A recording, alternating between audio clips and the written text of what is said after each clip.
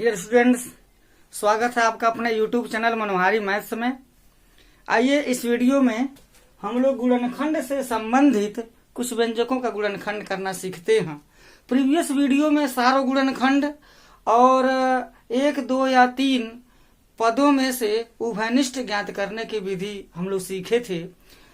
मतलब एक तरह कह सकते हैं कि 2 पद या 3 पद या 4 पद दिया था तो सब में से कॉमन लेने की विधि हम लोग सीखे थे। लेकिन अभी इस समय क्या है, जब सभी पद, जैसे मान लीजिए कि यहाँ पर 4 पद दिया है, 1, 2, 3, 4 पद है, 1, 2, 3, 4 पद यहाँ पर भी है।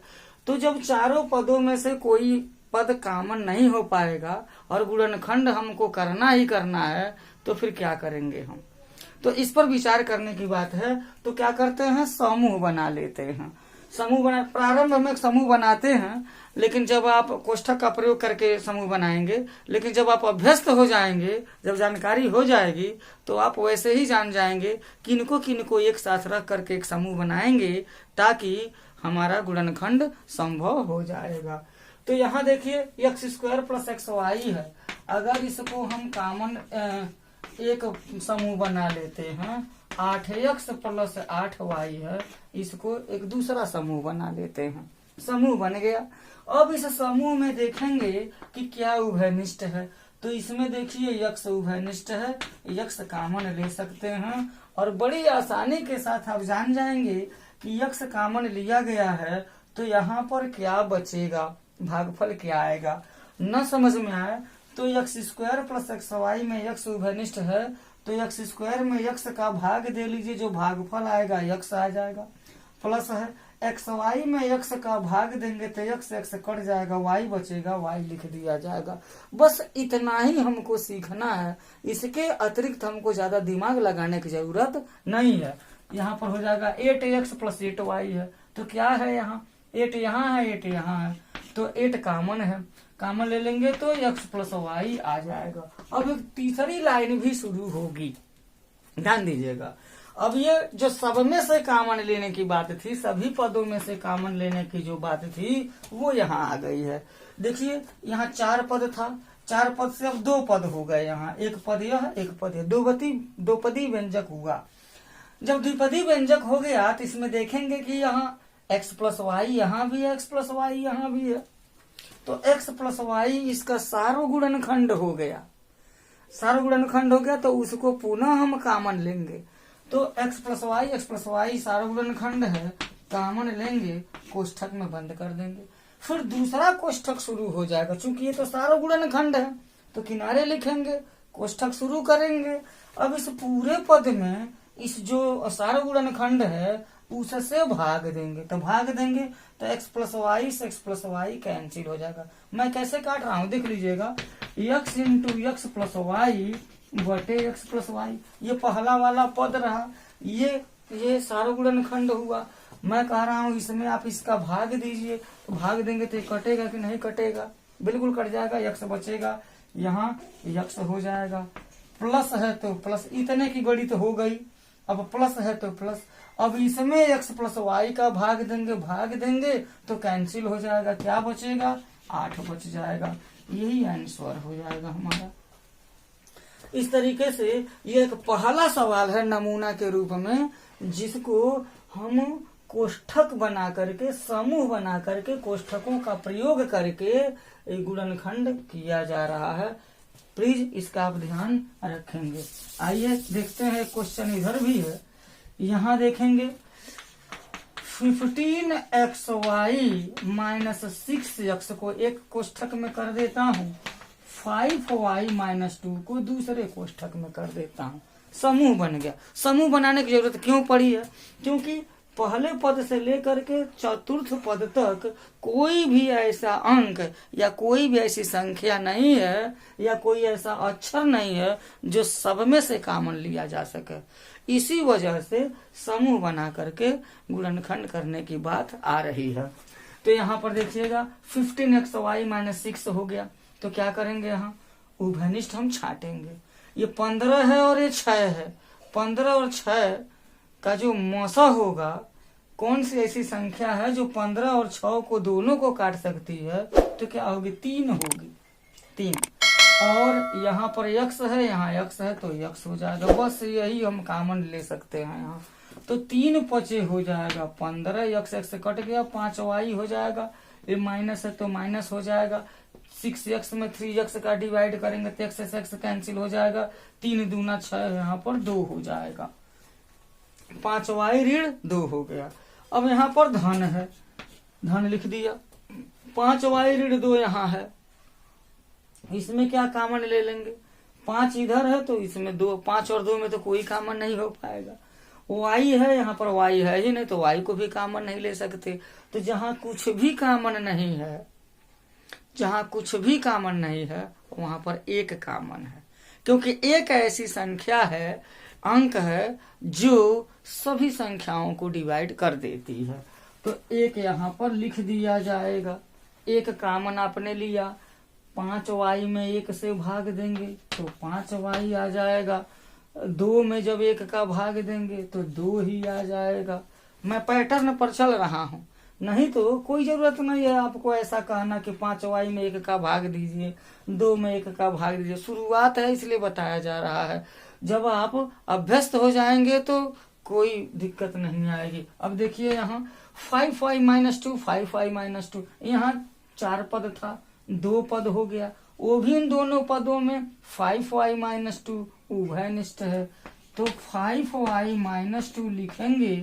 छोटा कोष्ठक फिर शुरू करेंगे तो हो जाएगा यहाँ 3x, यहाँ हो जाएगा +1। एक बात देखिएगा, जब यहाँ समूह बना करके गुणनखंड होता है, जब 4 पदों से 2 पद होते हैं तो उसमें जो x प्लस वाई है, जो यहाँ रहेगा वही यहाँ रहेगा, तभी हम कॉमन भी ले पाएंगे। यहाँ देखिएगा 5y माइनस 2 यहाँ भी है, यहाँ भी है, तभी कॉमन ले पाए हैं सारा गुणनखंड। अब इस तरीके के और भी पद होंगे। अगर ये तो यहाँ पर तो 4 पद है, अगर 6 पद होते तो ऐसी व्यवस्था हो जाती इसमें कि 5y माइनस 2 यहाँ भी होता, वहां भी होता, आगे भी होता, तो कॉमन ले सकते थे उसको। चलिए कुछ प्रश्न जो है आगे देखते हैं और भी कॉन्सेप्ट क्लियर हो जाएगा। आइए नेक्स्ट क्वेश्चन पर चलते हैं। ax plus bx minus ay minus by दिया गया है, इसको गुणनखंड करना है।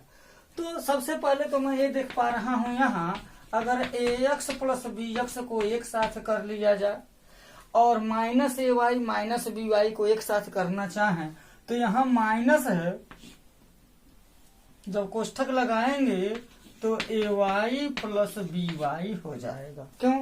कोष्ठक पहले माइनस का चिन्ह है तो अंदर के चिन्ह सभी बदल जाएंगे, तो ये प्लस ay प्लस by हो जाएगा।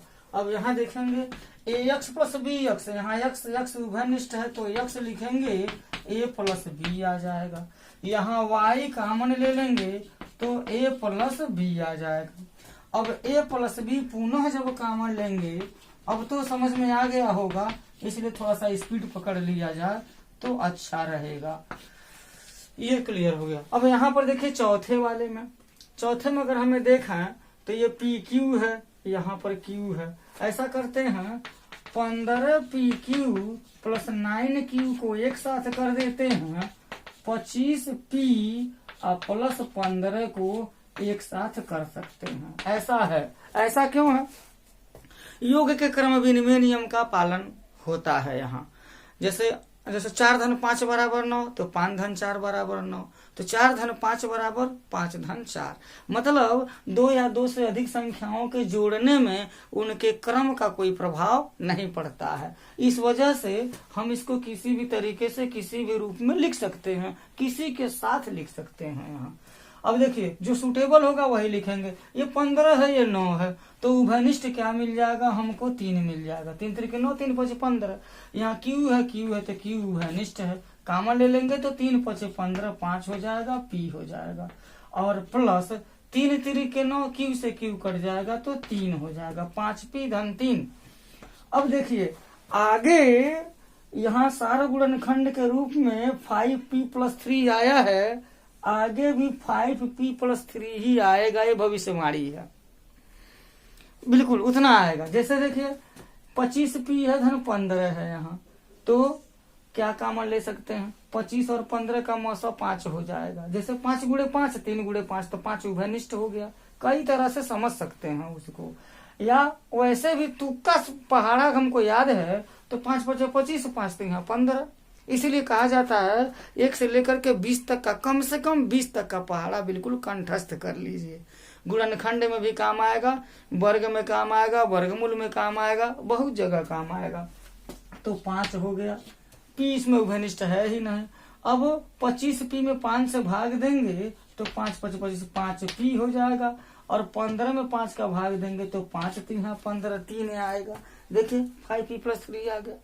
4 पद था, 2 पद हो गया। अब इन दोनों पदों में 5 + 3 उभयनिष्ठ है, बस उसको कॉमन ले लेते हैं।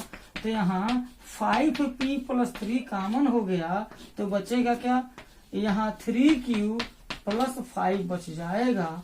यही आंसर लिख सकते हैं। तो एक क्वेश्चन और है, इसको देख लेते हैं। एक क्वेश्चन है, प्रश्न नंबर 5वां क्वेश्चन। Z-7 लिखा है, Z-7 + 7xy - xyz। Z-7 + 7xy + xyz, ये क्वेश्चन दे दिया है। इसको हल करना, गुणनखंड करना है। तो कैसे कर सकते हैं इसको, देखा जाए ये Z-7 है। ऐसा करेंगे, Z-7 को यही रहने देता हूं, बस कोष्ठक बन गया। और प्लस इसको मैं लिख देता हूं -xyz - 7xy लिख देता, प्लस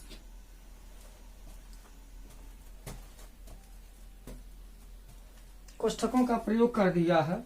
ध्यान दीजिएगा, पहले हो सकता है समझ में ना आए, बात समझिएगा इधर। इसको तो मैं तुरंत बना लिया। मैं लिखा क्या, xyz - xyz + 7xy लिख दिया। कोई गलत तो है नहीं। ये बाद में था तो पहले लिख लिया, ये पहले था तो बाद में लिख दिया, बहुत आसान। अब इसके बाद से क्या है कि Z - 7 - xyz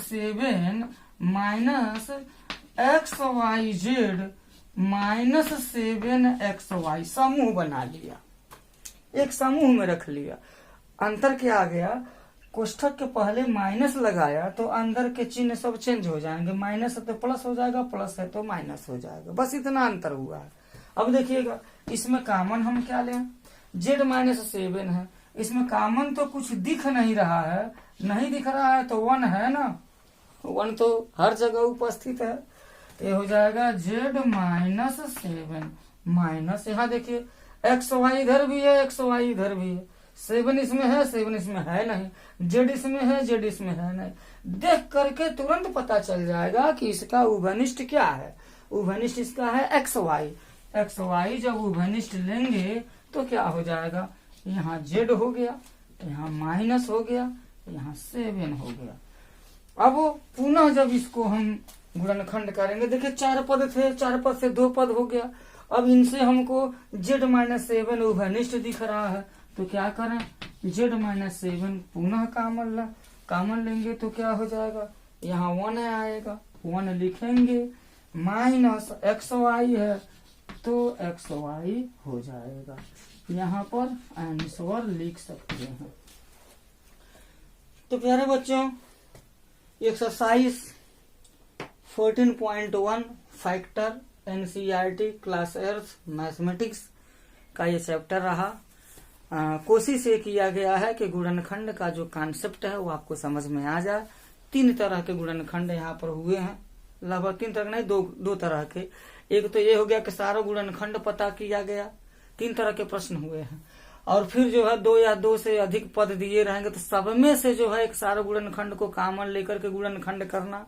और उसके बाद से सभी पदों में से अगर सारा गुणनखंड नहीं हो पाता है तो समूह बना करके गुणनखंड करने की विधि बताई गई है। समूह बनाते समय जब कोष्ठक का प्रयोग किया जा रहा है तो थोड़ा सा ध्यान देना पड़ेगा। कोष्ठक के पहले माइनस का चिन्ह है तो प्लस हो जाएगा, वही चीज यहाँ भी आई है। माइनस है तो प्लस हो गया है, माइनस है तो प्लस और माइनस हो गया, माइनस का प्लस, प्लस का माइनस हो गया। इन सब बातों को ध्यान रख करके आप अन्य प्रश्नों को भी हल करने की कोशिश कर सकते हैं। हैप्पी न्यू ईयर, जय हिंद।